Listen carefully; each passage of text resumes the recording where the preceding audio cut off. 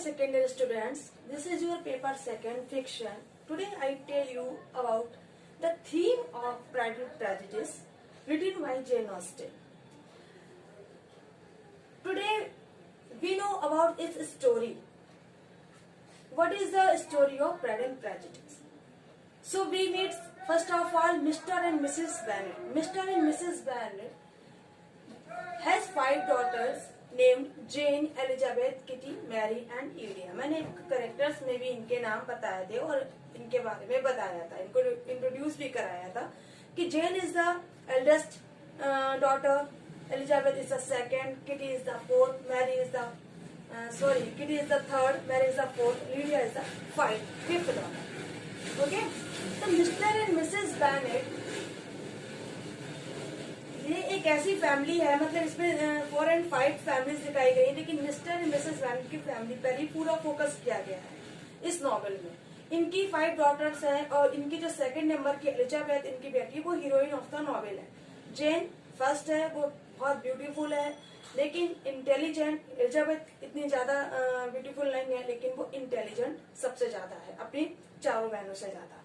ठीक है, तो मिस्टर एंड मिसेस बैनेट, जो मिसेस बैनेट, हम जब मिसेस बैनेट से मिलते हैं तो मिसेस बैनेट जो है all the time worried about the marriage of her daughters. अपनी बेटियों की शादी के लिए हर समय वो चिंतित रहती है.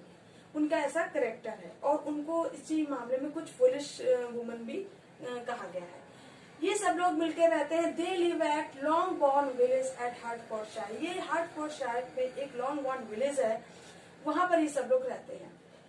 इन्हीं के पड़ोस में mister sir William Lucas and Mrs Lucas and इनकी 2 बेटियां हैं, शॉर्लेट एंड मारिया. ये भी इनके पड़ोसी हैं और इनके भी कोई सन नहीं है और उनके भी कोई सन नहीं है. ये दोनों ही लोग हैं जो अपने बेटियों की शादी के बारे में सोचा करते हैं, हर समय चिंतित रहते हैं. तो मिस्टर बैनेट जो है वो थोड़े अलग टाइप के. मिसेस बैनेट बहुत ज्यादा बात करती हैं और हर समय मतलब अपनी बेटियों के बारे में ही बात करा करती हैं.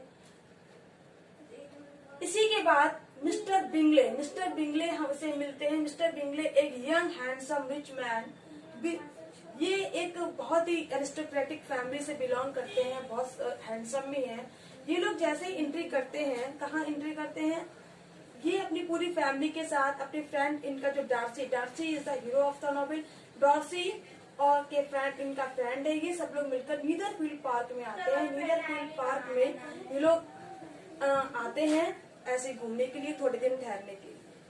तो वहां पर ये लोग एक ball is arrange at Netherfield. NP का मतलब है नीदरफील्ड पार्क. तो बॉल नाम एक जो पार्टी है उसका नेम रखा है, तो वहां पर अरेंज की जाती है. और वहां पर जितने भी उनके आसपास के लोग हैं जिन्हें वो नहीं भी जानते हैं, जैसे वो फर्स्ट टाइम आए थे, नहीं जानते थे, लेकिन फिर भी उन्होंने सबको इन्वाइट किया था.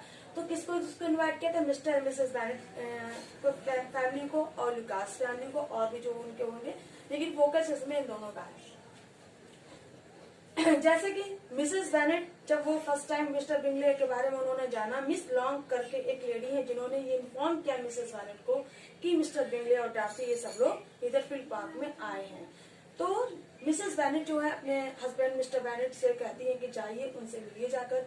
तो मिस्टर बैनेट जो कि पहले ही मिल चुके थे मिस्टर बिंगले से, जानते हुए भी उनको नहीं बताते हैं कि हम उनसे पहले मिल चुके हैं, और उन्होंने मिसेस बैनेट की बात को इग्नोर भी कर दिया, अवॉइड कर दिया. तो इस बात से मिसेस बैनेट जो है वो बहुत एंग्री भी हो जाती है उनसे. इसके बाद जब वो पार्टी अरेंज की जाती है तो उन सबको बुलाया जाता है. बहुत खुश होकर मिसेस बैनेट अपनी 5 बेटियों के साथ वहां पर जाती हैं और मिस्टर सर विलियम लुकास और उनकी जो बेटियां हैं शार्लोट और मारिया, सब लोग वहां पर जाते हैं. ठीक है, अटेंड करते हैं. वहां पे मिस्टर बिंगले जो है थोड़ा सा उनकी जो सबसे बड़ी बेटी है मिस्टर बैनेट की जेन, उससे अट्रैक्ट करते हैं. Mr Bingley dances with Jane twice. Mr Bingley जो है वो डांस करते हैं जेन के साथ 2 बार, है ना. But Darcy is filled with pride. लेकिन डार्सी किसी के साथ डांस नहीं करता है, नहीं किसी के साथ बात करता है, किसको उसको लगता है बहुत एटीट्यूड में है कि मेरे लाइक कोई नहीं है यहाँ पर. तो तभी मिस्टर बिंगले जो है वो मिस्टर डार्सी से कहते हैं कि आप एलिजाबेथ के साथ डांस करिए. तो डार्सी तुरंत मना कर देते हैं. ही रिजेक्ट्स हर. एलिजाबेथ जब वो उनको रिजेक्ट करते हैं तो Elizabeth develops prejudice against him. Elizabeth के अंदर उनके अंदर प्रेजुडिस आती है. यही जो टाइटल है प्राइड एंड प्रेजुडिस, ये यहीं पर लागू होता है कि डार्सी इज फिल्ड, डार्सी जो है वो प्राइड से मतलब घमंड से भरा हुआ है, और एलिजाबेथ उसी घमंड को देखकर उसके अंदर एक प्रेजुडिस आ जाती है उसके प्रति। ओके, तो डार्सी कमेंट्स, डार्सी जो मिस्टर बिंगले उनसे कहते हैं कि आप एलिजाबेथ के साथ डांस करिए, तो डार्सी कमेंट क्या करते हैं एलिजाबेथ के लिए कि she is tolerable but not handsome to attempt me, कि वो टॉलरेबल तो है बट नॉट हैंडसम, लेकिन वो मेरे लिए मतलब मुझे आकर्षित करने के लिए इतनी ज्यादा सुंदर नहीं है, मुझे वो कोई खास अपने लैंग्वेज में नहीं लग रही है। तो ये बात सुनकर एलिजाबेथ बहुत ज्यादा एंग्री होती है और वो बहुत उसके दिमाग में आता है कि बहुत ही बुरा व्यक्ति है और उसके बारे में ऐसे एक प्रेजुडिस अपने मन में बना लेती है। इसके बाद जब पार्टी ओवर होती है तो सब लोग अपने अपने घर जाते हैं और ये सब पूरी फैमिली मिलकर ये सब बात करते हैं कि वो एक दूसरे के कैरेक्टर के बारे में, नेचर के बारे में।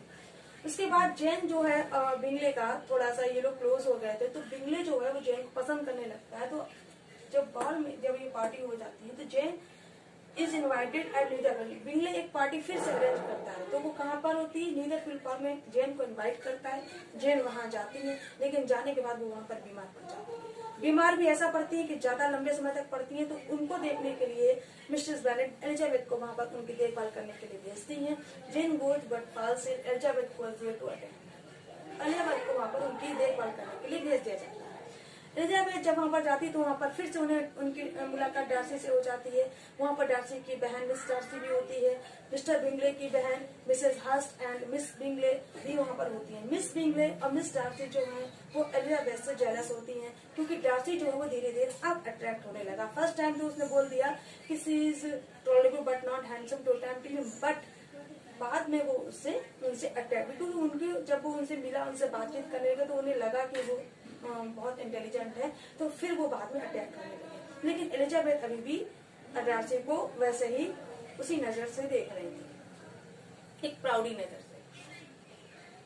तो बाद में अब हम मिलते हैं मिस्टर कॉलिंस। मिस्टर कॉलिंस जो मिसेस बेनेट और मिस्टर बेनेट के दूर के रिश्तेदार हैं वो वहां पर आते हैं। मिस्टर कॉलिंस वो व्यक्ति है मिस्टर बेनेट की जो प्रॉपर्टी है, उनके कोई बेटा नहीं है, उसके उसके लिए मिस्टर कॉलिंस को सिलेक्ट किया गया कि इनको प्रॉपर्टी मिले। इसीलिए मिसेस बेनेट ये चाहती कि मिस्टर कॉलिंस से ही हमारी किसी बेटी की शादी हो जाए तो वो प्रॉपर्टी इसी घर में उन्हीं लोगों की रहे। लेकिन मिस्टर कॉलिंस से उनकी कोई भी बेटी शादी नहीं करना चाहती।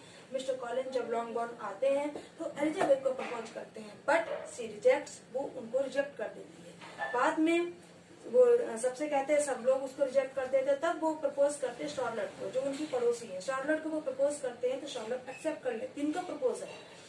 Hello my third year students, this is your paper first topic university wits. ये जो आपका पेपर फर्स्ट है हिस्ट्री ऑफ इंग्लिश लिटरेचर, इसमें हम लोग अंग्रेजी शायद इंग्लिश लिटरेचर की जितनी हिस्ट्री जिसका उसका बैकग्राउंड है सब उसको पढ़ते हैं। ठीक है, तो आज हमारा टॉपिक है यूनिवर्सिटी विट्स, कि यूनिवर्सिटी विट्स किसे कहा जाता है। University wits were are man of academic training. ये वो लोग हैं, वो स्कॉलर मैन हैं जिनको स्पेशल एकेडमिक ट्रेनिंग दी जाती है। Saintsbury calls them the mighty group of playwrights. Saintsbury ने इन ग्रुप को, जो यूनिवर्सिटी विट्स हैं, उनको माइटी ग्रुप बोला है, मतलब शक्तिशाली ग्रुप है किसका? प्लेराइट्स का, ड्रामाटिस्ट का, नॉवलिस्ट का, जिन्होंने मतलब इंग्लिश ड्रामा की स्थापना की। Who founded the English drama जिन्होंने स्थापना की वो कौन लोग हैं? वो यूनिवर्सिटी विट्स हैं। They had a training at one of the two universities. ये जो यूनिवर्सिटी विट्स हैं, इन्होंने कहाँ से ट्रेनिंग ली है? दो यूनिवर्सिटी है जिनका नाम है Oxford and Cambridge. Oxford and Cambridge university से इन्होंने स्पेशल ट्रेनिंग ली है। It was an account of their associations with the two universities that they were called university wits. It was an account of their association. ये एक account था किसका? उनके संगठन का, उनकी संस्था का, जो दो यूनिवर्सिटीज के साथ था। That they were called, और इन्हीं लोगों को तभी से यूनिवर्सिटी विट्स कहा जाता है। मतलब जो ऑक्सफोर्ड और कैम्ब्रिज यूनिवर्सिटी के जो सबसे टॉप के स्कॉलर थे, है ना, स्टूडेंट्स थे, उनको यूनिवर्सिटी विट्स के नाम से जाना जाता है। They had fully under the influence of the Renaissance. ये जो स्कॉलर टीचर थे, मतलब ये जो स्टूडेंट्स थे, ये क्या थे, फुली अंडर द इन्फ्लुएंस, इन्होंने रिनेसा पीरियड को रिनेसा पीरियड से बहुत ज्यादा प्रभावित हुए हैं। That was in its full Bloom during their time, जो उस समय बहुत ही फुल ब्लूम मतलब एकदम से खिला, मतलब उसमें उसकी बहुत ज्यादा चर्चा थी। दे कीन स्टूडेंट, इन स्टूडेंट्स क्या थे, keen of students of art and literature, ये स्टूडेंट्स किसके थे, आर्ट, कला और साहित्य के, had been brought into the renaissance, ये किसमें आए, इन्होंने क्या लाया, इनटू द रिनेसा पीरियड में आए, and were fully prepared to give their talents to art and literature, और इन्होंने आर्ट और लिटरेचर को पूरी रूप से इन्होंने अपना टैलेंट जो है इसमें दिखाया। The romantic form of drama, जो ड्रामा का जो रोमांटिक रूप है, was establish by university wits, ये किसके द्वारा एस्टेब्लिश किया गया है, यूनिवर्सिटी विट्स के द्वारा। This term university wits is applied to a group of scholars, ये जो टर्म है, ये जो शब्द है यूनिवर्सिटी विट्स जिनको बोला गया है, ये किसके लिए अप्लाई किया गया, to a group of scholars, मैंने आपको पहले भी बताया है। इनके नेम है, देयर नेम्स आर, ये आपका मोस्ट इम्पोर्टेंट पॉइंट है कि their names are, university wits are John Lyly, George Peele, Robert Greene, Christopher Marlowe and John Lyly, George Peele, Thomas Greene, Christopher Marlowe, Thomas Lodge, Thomas Nashe and Thomas Kyd. Mostly 5 university wits कहे गए हैं, लेकिन यहाँ पर जो नाम दिए गए हैं वो है 1 2 3 4 5 6 7, इसमें 7 दिए हैं। तो कभी कभी क्वेश्चन आ जाता है कि 5 यूनिवर्सिटी विट्स कौन कौन से, क्या पता है सारों के नाम दे दिए जाए, है ना।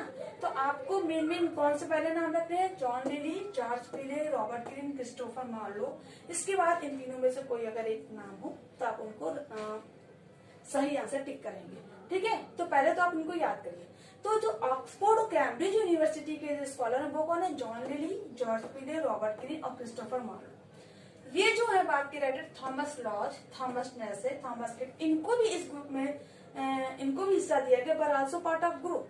आल्दो ही हैड स्टडीड, जबकि इन्होंने स्टडी कहाँ पर की है, मर्चेंट टेलर्स स्कूल, इन्होंने मर्चेंट टेलर्स स्कूल में इन्होंने स्टडी की है। ये भी बहुत ज्यादा अच्छा स्कूल था, जैसे ऑक्सफोर्ड कैम्ब्रिज है वैसे इसको भी मान्यता दी गई है। These writers wrote in the closing years of 16th century, ये जो राइटर्स है इन्होंने जो ये ड्रामास वगैरह लिखना शुरू किया, तो कब लिखना शुरू किया है, closing years of the 16th century, 16th century के क्लोजिंग ईयर्स में, मतलब जब 16th सेंचुरी का एंड होने वाला था। दे अराइव इन लंदन, ये जो यूनिवर्सिटी विट्स है वो कहाँ पहुंचे, लंदन में। कहाँ से, from Oxford and Cambridge, Cambridge और ऑक्सफोर्ड यूनिवर्सिटी से ये कहाँ पर आए, लंदन में। And significantly influence the development of Elizabethan literature, और इन्होंने पूर्ण रूप से किसके विकास किया, डेवलपमेंट ऑफ एलिजाबेथ के लिटरेचर को, क्योंकि एलिजाबेथ जो थी, एलिजाबेथन पीरियड, रिनेसा पीरियड, ये सब एक ही समय का है, ठीक है। एलिजाबेथन पीरियड कब से कब तक चला, 1563 से 1603 तक, ठीक है। तो एलिजाबेथन पीरियड, एलिजाबेथन लिटरेचर का डेवलपमेंट जो है वो यूनिवर्सिटी विट्स ने किया। The writers were not only play rights but also actors, जो ये राइटर्स हैं ये केवल प्ले राइट्स नहीं है, ये एक्टर भी है, मतलब ऐसा नहीं कि केवल लिखते हैं, ये एक्टिंग भी करते हैं, ये एक्टिंग में भी बहुत ज्यादा एक्टिव है, मतलब इनके अंदर सब तरीके का टैलेंट है, एक्टिंग भी कर सकते हैं, राइटिंग भी कर सकते हैं, हर चीज कर सकते हैं। तो ये जो यूनिवर्सिटी विट्स हैं ये केवल प्ले राइट्स ही नहीं, एक्टर्स भी हैं। They gave to the English stage a kind of romantic drama, इन्होंने इंग्लिश स्टेज में एक रोमांटिक ड्रामा का भी एक प्रकार जो है वो दिया है, which became a source of inspiration of Shakespeare, जो later on the romantic page, बाद में ये जो रोमांटिक ड्रामा का जो इन्होंने अपना कंट्रीब्यूशन किया है, तो विच became a source of inspiration, ये शेक्सपियर को शेक्सपियर के लिए प्रेरणा का स्रोत है, क्योंकि शेक्सपियर भी were not only play rights but also actors. जो यूनिवर्सिटी विट्स है वो केवल प्ले राइट्स ही नहीं, वो एक्टर्स में एक्टिंग भी करते हैं बहुत अच्छी, मतलब जो वो अपना कोई ड्रामा लिखते हैं तो उसमें अपना एक्टिंग करने का भी टैलेंट है उनके पास। They gave to the English stage a kind of romantic drama which became a source of inspiration of Shakespeare later on the romantic period. University Wits ने इंग्लिश स्टेज को एक ऐसा एक प्रकार दिया जिसका एक काइंड ऑफ रोमांटिक ड्रामा, मतलब रोमांटिक ड्रामा का मतलब जो ड्रामा बनाया वो रोमांटिक थे, which became a source of inspiration. और यही जो इनका जो स्रोत था वो एक उसको ये इस स्रोत ने उनको इसको इंस्पायर किया शेक्सपियर को। शेक्सपियर ने कितने ड्रामास लिखे, 36 प्लेस लिखे, जिसमें कि कई रोमांटिक प्लेस हैं, हिस्टोरिकल प्लेस हैं, कॉमेडी है, ट्रेजेडी है, बहुत सारे हैं। तो ये जो है इनके इनसे इंस्पायर होती है यूनिवर्सिटी विट्स, ठीक है। Later on the romantic place, और यही जो उन्होंने प्लेस लिखे तो इनको बाद में रोमांटिक प्लेस कहा गया। सो ये है आपका यूनिवर्सिटी विट्स के बारे में मैंने बताया कि यूनिवर्सिटी विट्स को यूनिवर्सिटी विट्स क्यों कहा गया है, कैसे कहा गया है, कहाँ से उनको जो एकेडमिक ट्रेनिंग मिली जिसके लिए उनको यूनिवर्सिटी विट्स जो टर्म है जिनके लिए अप्लाई किया गया। तो यूनिवर्सिटी विट्स का जो टॉपिक है वो पूरा अभी कंप्लीट नहीं है, ये आपको दूसरे वीडियो में मैं इनके ये जो नेम है Thomas Lodge, John Lyly, George पीली, रॉबर्ट ग्रीन, क्रिस्टोफर मॉलवी, सबके अंदर से पूरा डिस्क्राइब करूंगी नेक्स्ट वीडियो।